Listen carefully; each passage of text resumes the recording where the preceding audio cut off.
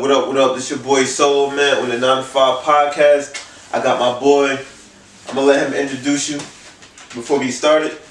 Yo, it's your boy Voodoo Priest. I'm here with my boy Solo. Word. So, before we even start into the real shit, I gotta ask him, what is the 9 to 5 to you? Before I even explain that, let me take a shot real quick because that shit is wild. 9 to 5. 9 to 5 to me,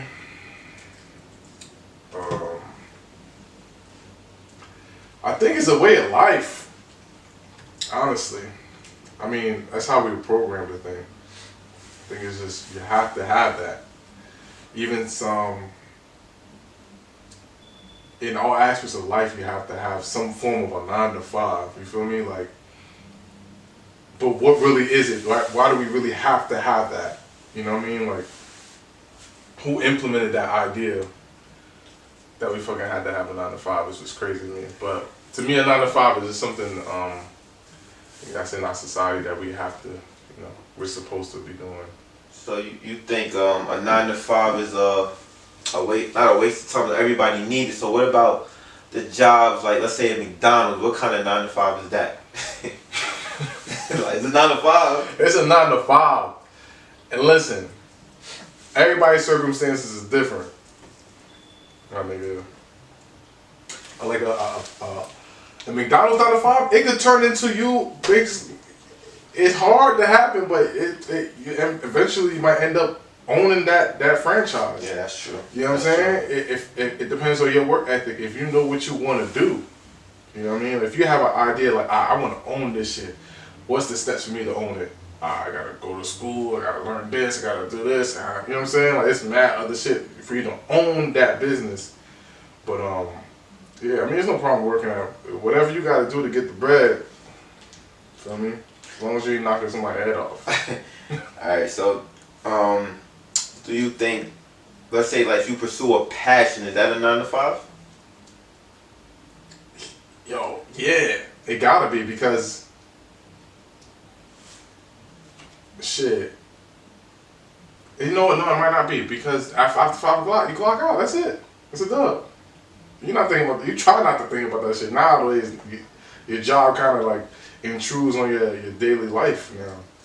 Yeah, it does. Mm-hmm. It's crazy because I think a 9 to 5 I think is something that you need to. To me now, just pay bills. That's all it. That's it doesn't bring. Even though your passion could be a 9 to 5, I think a 9 to 5, well, stereotypically, I guess, it would be just to pay bills. I think everybody should pursue something else because you'll mentally go crazy. Once you mentally programmed to be 9 to 5, I think it's over. It's you know a what wrap. I'm saying? Because like even you do music. Mm-hmm. You know what I'm saying? So therefore, you like if you have a 9 to 5 and you doing something else, you have to do something else. Yeah, you have to do something else. So you have to, because I think since back then, and like probably what the previous generations, they had it easy as far as in the 9 to 5s, where niggas work 9 to 5 and that's it. That's your life. 30 years in 9 to 5. Yeah. For 30, my father worked 33 years at the hospital. 9 to 5. You feel me? And we still had a life. You know what I'm saying? I was able to. He was able to put me into private school. I went to public school. He put me into different forms of activity where I could express myself. Now you can't really have that with a 9 to 5. Like, you have to just work, make sure your kids come home from school, and then that's it. If you can't really, it's too hard to do anything else but just work a 9 to 5 now. Like, before, your 9 to 5 will carry you over. Like, a 9 to 5 and a good 9 to 5, you middle class, easy. You know what I'm saying? Mm-hmm. But now niggas just working to pay rent. Yeah, that's all. That's what I think. Yeah, but you gotta do something else to that. So, do you think that 9 to 5 that your father had was worth it? Like, let's say, you think it was worth it? At the time, I think it's what's that word? It lost its value, whatever that word is. You know what I'm saying? Because at that time he was able to do this for me, do that for me, do this, that for for me and my sister, whatever the case may be. And own a home. You feel me? Now, nigga, if I get a 9 to 5, owning a home is probably the hardest shit. Like, you have to. It's not gonna help on its own. It's not. I mean, like, if you find that job that's like, banging ass 9 to 5, still gonna be crazy ass bills for you. Like, damn, I need another job. Yeah, that's facts. That's facts. But before, you used to have one job and that be it. You work your overtime, whatever the case may be, cool. But it wasn't as strenuous as it is now on the people. It's stressing niggas out, bro. That 9 to 5 shit is stressing niggas the fuck out. It is. It is. I think people are going crazy. Bro, they losing their fucking mind, bro. It's going, it's going crazy. So, before we start talking about the rap shit, though, the last 9 to 5 that you had, you was working at the hospital. Yeah. I don't know if you're currently there, but that was the last one that I believe you was working at. I don't know. Is that shit worth it? Hell yeah. That shit helped me with my fucking studio time. Buying my beats. But before that though, like that 9 to 5, like what was your position at that? At that time when I first got it, I would appreciate any 9 to 5 because I needed a form of income. No, but what I'm saying is that you're at the hospital. The position that you have at the hospital, right? What are some things that people don't? What was the position that you had? I work a patient escort. A patient escort. So basically, right? I transport patients throughout the whole hospital. Okay, so what is it that people don't know about the patient escort? Like, what is it that I don't see? I just see you guys just traveling with patients, like sliding through the hospital. All right, well, we have. I could say it's easy. It's not easy, right? Hell no. It's because it's a couple of factors that play into it.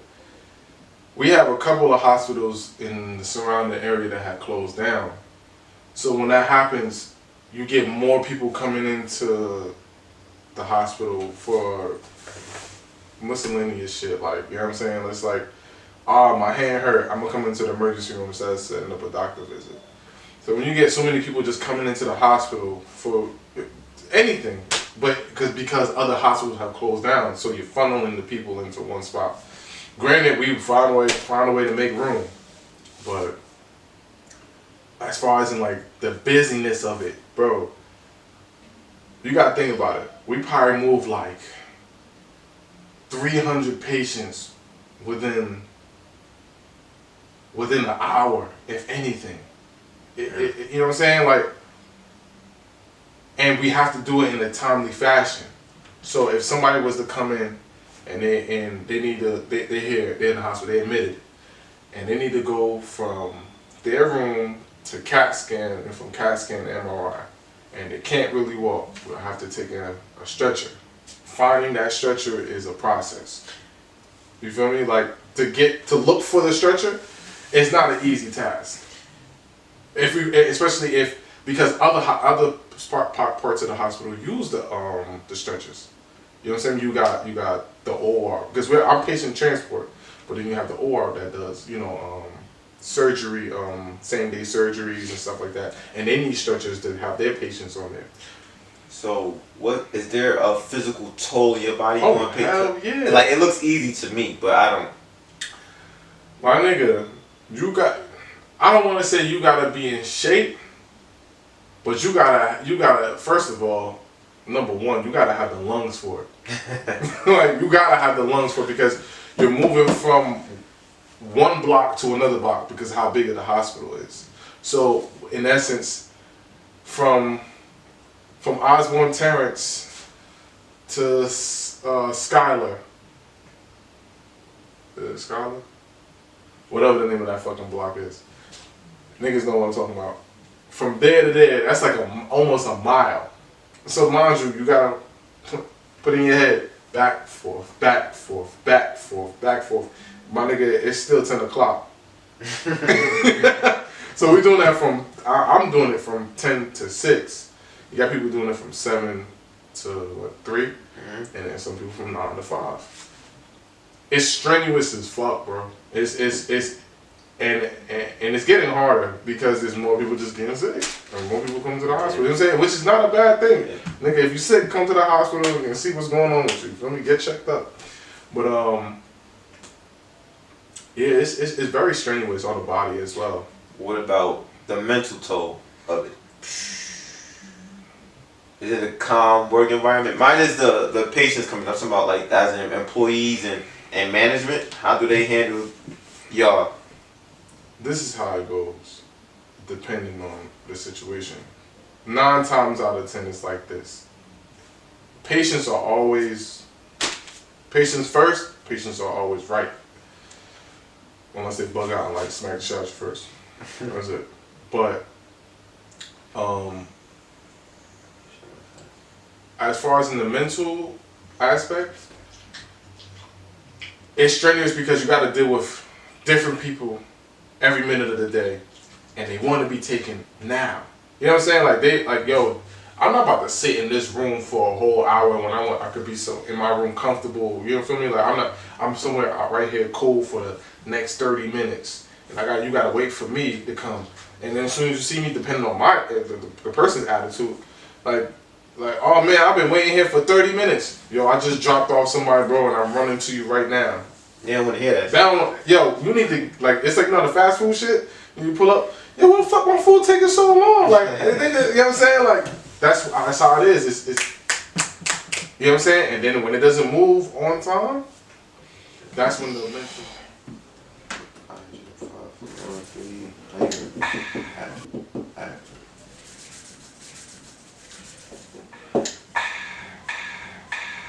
Alright, man. Now this the real shit. Why did I start? Back on when did I start? I started rapping like probably like the beginning of high school, middle school, high school. I started like really a concerted effort to really rap. I was influenced by a lot of different rappers. My favorite rapper was Tupac, but I was influenced by like Biggie, Outkast, what's the group from Jersey? Naughty by Nature. Naughty by Nature is probably the real reason I really was like, I can do this. And then I was like, just writing bullshit. How I started though, I was in grade school. Yeah, I was in grade school, and I'll never forget, it was a Ludacris lyric. And I said, hey, everybody rapping, nothing. I said, okay, this is what I'm gonna do. I didn't know it was plagiarizing, because I didn't know they know that about there was certain songs I knew people wasn't listening to, because everybody was listening to the popular song. So what I did was, I went and listened to one of my favorite songs from Ludacris, and I wrote down the verse. So I came to school, I was ready. I was like, alright, I got it memorized, got the verse memorized. I would come to school, we had lunch, niggas gonna be rapping. I'm a kid at that, but I'm like, this is what rap was. It's like just fun, you know what I'm saying? And I was like, I'm gonna spit my verse. So I was like, what Ludacris said? Who I'm kind of facing the face to phone cool, but women give me face and their face turn blue. They can't breathe, think the mouth resuscitation, a tight squeeze will stop the lending conversation. I play station, duck cops and move agents. I Dr. Love, something with that. And I was like, yo, he said that shit hot, yo, like word. And then some nigga was like, yo, I heard that before. I was like, where do you hear that from? He said, no, I heard that. That's Ludacris. I was like, damn. Everybody was like, damn, he saw you biting. I was like, I didn't know, I knew you couldn't do that. But I didn't know they knew about the verse. You know what I'm saying? So, but then in my head, I was so upset with myself.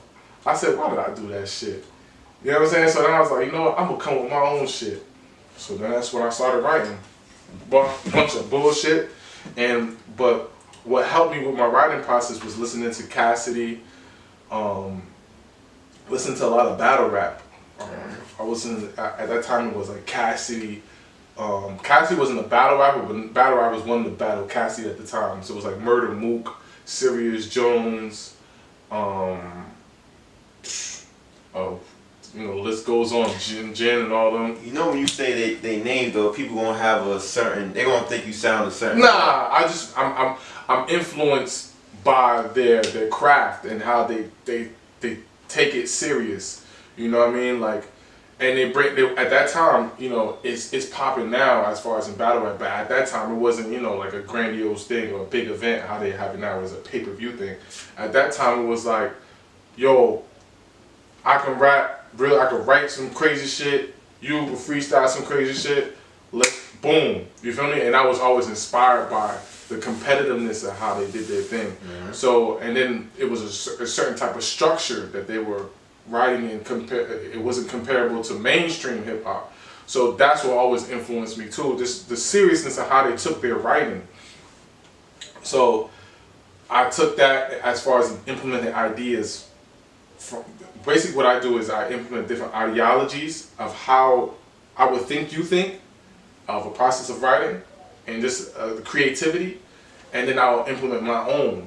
You feel me? So, like I said, I listen to Cassidy, Meek Mill, one of my biggest inspirations into really wanting to rap, because I seen him rapping when he was young, and then going against one of my favorite battle rappers was $3 at the time. So I said, who is this nigga Meek Mill fucking battling my nigga $3, like dissing my nigga $3? So then I listened to a diss from Meek Mill to $3. I was like, oh, this shit kind of hard. Let me look this nigga up. So mind you, this is the MySpace era. So to find artists was kind of harder, I think, compared to now. Yeah, like, you know what I'm saying? Like, at that time, I don't even know if Dat Piff was popping at that time, but it was other websites that were just streaming people music. I used to use this thing called digitaldrip.com, and it was another one I used to find Meek. I couldn't find him any other platform at the time, so I found him through that, and then I was like, yo, this guy's tough. So then I listened to him. I said, oh, I was listening to him. Then I started listening to Joey Jihad. These Philly artists. Yeah, I know. And I'm always, like I said, the main theme is I'm inspired by how they go about the way they do their things, because of it's like, you know. Okay, so you're inspired by all these people. How do you want people to receive your music? With an open ear. It's more or less, my music is more or less for people to feel comfortable. Break out this crazy society kind of shell that we kind of been just smacked with. I feel like society has given us a certain type of way we should do things, and we lost our rebelliousness in hip hop.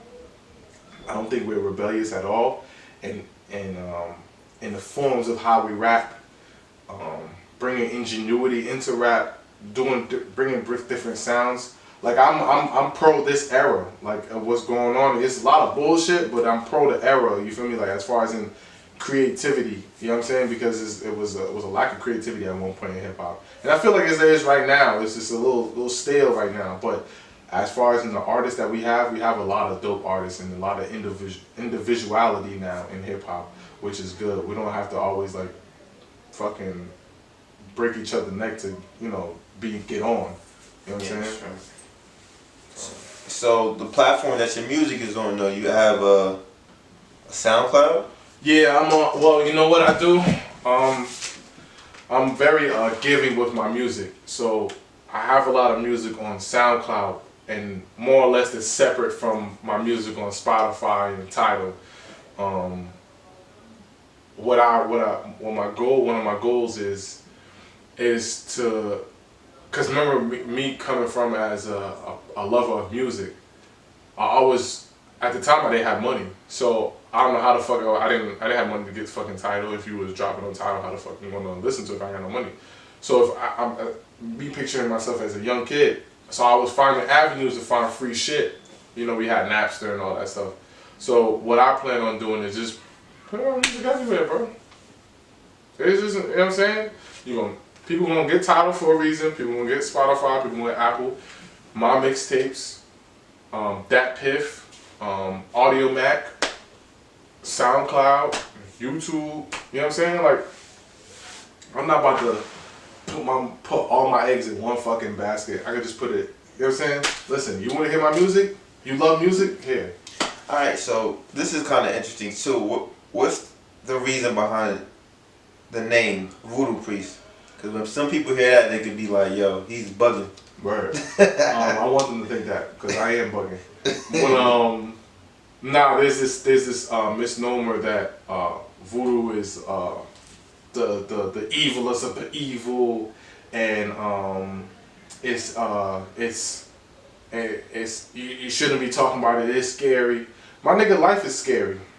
I could walk outside from this interview, and I get hit by a fucking car. Random. Nigga, I thought I seen the fucking street, but I ain't seen nobody driving through there. I get hit by a car, somebody shoot me by mistake, thinking I'm somebody else. Life is crazy. So to put all the onus on one aspect of how life runs is ridiculous. But as far as in voodoo is a powerful voodoo is what it really is called. It's not voodoo. Voodoo. A lot of people want to play that culture. You know what I'm saying? They say, oh yeah, skull and bones and evil and you know what I'm saying? All this, you know what I'm saying? This weird shit, and it's really not. Wild shit. It's not. It's all is science. It's natural black science. So are you teaching that in your music? Yes, I'm because what voodoo is just the aspect of the human being. We have different aspects of ourselves. Where they can get your music at, bro? My music can be streamed on iTunes, Spotify, AudioMac, Napster, main stuff, SoundCloud. I'm working on that piff right now. I got some music on my mixtapes. Just follow me on my page, Voodoo Priest, VOODOOPRVST _. That's my Instagram.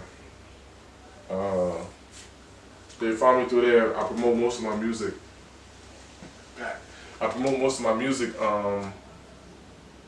Through my Instagram. I think that's the easiest way possible too. Alright, man. Before we wrap this up, how would you tell people with the 9-to-5 that is stressing their 9-to-5 how to relieve some of that stress when they clock out of that 9-to-5? Legally or illegally? What I would tell them to do, honestly, is find something that makes you like just happy, and it's like, wow, I accomplished this. Find something like that and just do it. Find a second something that keeps you, keeps a smile on your face. Like, oh shit, I did that. Oh, I didn't know I could do that. Oh, you call your peoples up like, yo, so I didn't know I could do this. But oh, word. You know what I'm saying? Like, just something that's just gonna bring back the childhood in you. You feel me? Like that. Yeah. I think we lost that. I think we lost that spark. As we get older, you gotta look for it. And some people just lose as soon as they just start in the workforce. They just lose that shit ASAP. That's what they're doing. But I believe, especially if you're working a 9-to-5, find something that's just gonna keep you happy. It might not bring no if it don't bring no income, that's cool. But if it can bring some income, it's a plus. But if it doesn't bring no income, but it keeps you happy, do it. But you know what I'm saying? Just to keep that good energy, you know what I'm saying, out there. Word. Alright, yo. I'm about to wrap this shit up, man. It's a 9-to-5 podcast with the Voodoo Priest. Your boy Solo. Feel me? Alright, word. Catch us on the next one, yo. You need.